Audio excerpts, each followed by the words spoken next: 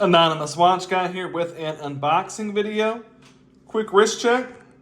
We're in the Hamilton khaki field today. Really cool watch. And we have another cool watch. This is another limited edition Seiko. I picked this one up at Moyer Fine Jewelers, which is local to me. And I saw they had this limited edition Kosuke Kawamura Seiko 5 in their display case. And I said, you know what? I need to pick that up. Got some cool packaging. This is the SRPJ41. $440 is the full retail on this one. And let's take a closer look. This translucent dial is a little bit hard to film here, it looks like. Try to get a good shot of it. But this is the Seiko 5. Again, the Kosuke Kawamura limited edition. And this one comes in kind of your standard kind of SKX, 5KX case, 42.5 millimeter watch. I measured 22 millimeter lug opening on this one. About 45.5 millimeters lug tip to lug tip. A little over 13 millimeters, 13.4 is what I measured thick. You do have a push-pull crown down there around the 4 o'clock position. That gives you 100 meters water resistance. It is not signed. Do get drilled lugs. This is a hardlex crystal on this one.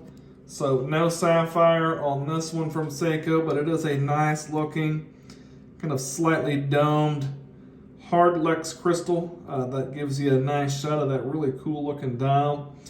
This is running the 4R36 movement. 24 joules, 41 hours power reserve on that one. It's like I stopped. Get that bad boy ticking again there, sweeping away. That is basically the day-date version. That's the NH36, the day-date version of the NH35. And the day-date on this one, you've got your standard English date wheel and your Japanese kanji date wheel on this one as well, or day wheel I should say. And you can see we've got this kind of orange and teal colored translucent dial where you can see the day date disc beneath that. It's a really cool look. I like, it's kind of a busy dial. You've got your dual color, you've got automatic on there, you've got the Seiko 5 logo printed on there. The triangle there at the 12 o'clock position, the red triangle. You've got a printed on minute track around the outside. Interesting looking bezel as well. Feels like 120 click bezel. The bezel on this, unidirectional bezel action on this one. Not really audible, but it feels really good bezel action. I was in no back play. I was impressed with the bezel action on this one actually. And it looks like it mostly lines up, which is a good thing on a Seiko. But really cool looking watch. I guess Mr. Kawamura is like a graphic designer, collage artist, and had a hand in designing this watch. And it is definitely a really cool and interesting looking watch. So to say the least, definitely like the look of it. You've got kind of an all brushed finish case. Everything is just brushed. I got some plastic still in the bracelet there. Do get drilled lugs. Some nice, really strong coin edging there on your bezel. But a very kind of understated all brushed finish. This is, more towards the budget end of the Seiko spectrum. So you've got a bit of a jangly bracelet here. Nothing fantastic on the bracelet. That piece of plastic is going to drive me crazy. I'm not going to be able to pull it off on camera. There we go. Standard Seiko bracelet. It is sized with push pins. Just your regular fold over clasp. You do have Mr. Kawamura's signature there on the clasp, which is really cool. But just your standard pressed clasp. Nothing fancy there. Also, we've got your display case back, also bearing his signature, Seiko, made in Japan. And I believe I can't see stainless steel. These are supposed to be numbered out of 3,000, and I can't read that right now on camera.